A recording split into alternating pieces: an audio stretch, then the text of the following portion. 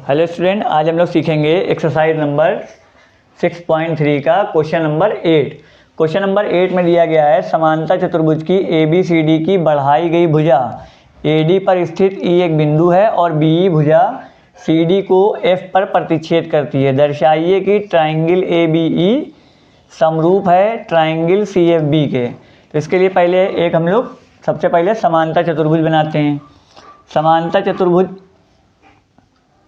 जो है हल्का सा तिरछा होता है और समांतर चतुर्भुज में AD भुजा बढ़ाई गई है तो इसी को बढ़ा लेंगे, तो ये हो गया AD और ये हो गया हमारा BC। अब ABCD की बढ़ाई गई भुजा AD पर, AD की भुजा को बढ़ा के यहाँ पर E तक लिख दिया। E एक बिंदु है तथा BE भुजा, ये जो BE भुजा हो गई ये CD को F पर प्रतिच्छेद कर रही है, यहाँ पर प्रतिच्छेद कर रही है F पे। तो हमको ये सिद्ध करना है कि त्रिभुज ABE बड़ा वाला त्रिभुज और त्रिभुज CFB ये दोनों जो हैं आपस में समरूप हैं। इसके लिए सबसे पहले हम लोग लिखते हैं ज्ञात है या दिया गया है। ज्ञात है में लिखेंगे हम लोग समांतर चतुर्भुज ABCD की भुजा AD को E तक बढ़ाया। उसके बाद हम लोगों को लिखना है सिद्ध करना है। सिद्ध करना है में ये दिया गया है जो दर्शाना है त्रिभुज ABE समरूप है त्रिभुज CFB के। अब हम लोग जो है यहाँ पर उत्पत्ति इसका हल करेंगे। उत्पत्ति लिख लिए चाहे हल लिख लें। तो देखिए सबसे पहली चीज़ ये समांतर चतुर्भुज है। समांतर चतुर्भुज में आमने सामने की भुजाएं समांतर होती हैं तो AD जो है वो समांतर होगी BC के, AD BC के समांतर होगी। अब जब AD जो है BC के समांतर है तो AD रेखा को E तक बढ़ाया गया है तो इसका मतलब AE भी जो है वो BC के हमारी समांतर होगी।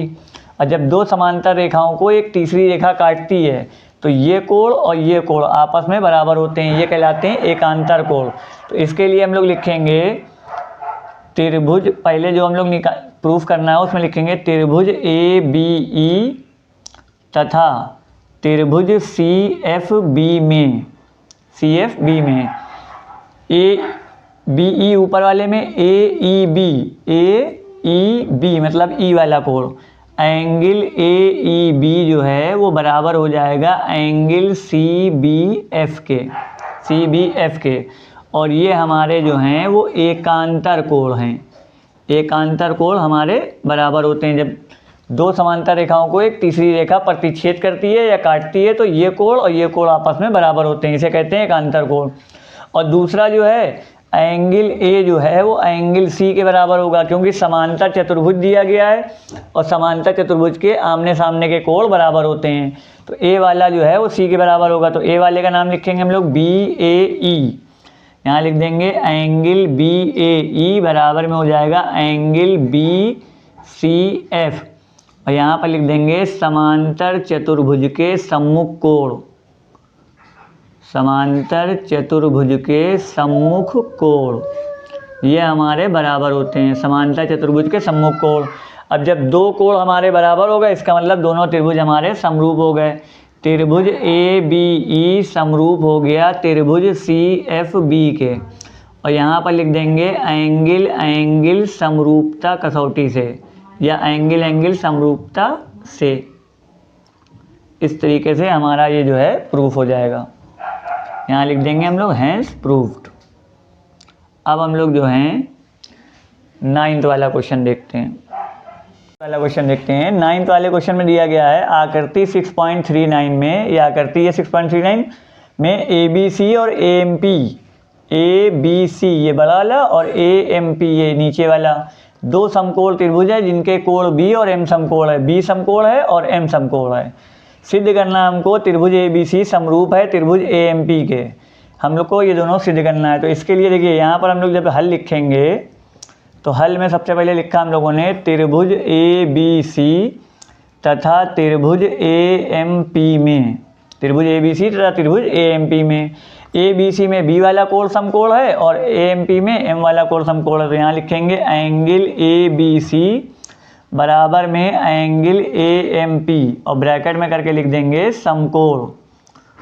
और फिर एक कोण और बराबर करना, देखिए ABC लेंगे या AMP लेंगे, इसमें दोनों में A वाला एंगल कॉमन है हमारा, तो यहाँ पर लिख देंगे एंगल A बराबर में एंगल A और यहाँ लिख देंगे उभयनिष्ठ कोण।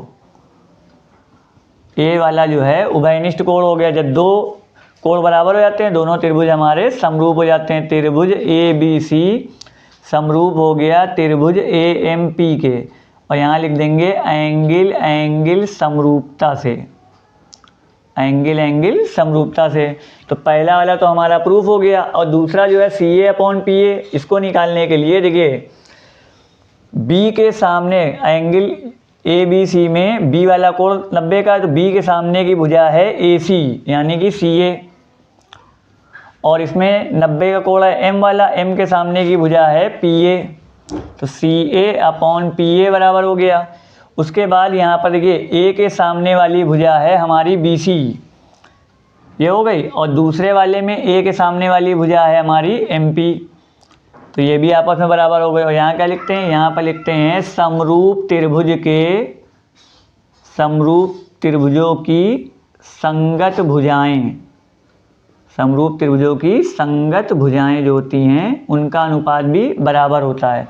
तो इस तरीके से CA/PA बराबर हो जाएगा हमारा BC/MP के, और ये हमारे दोनों प्रूव्ड हो जाएंगे। यहाँ लिख देंगे हम लोग हैंस प्रूव्ड।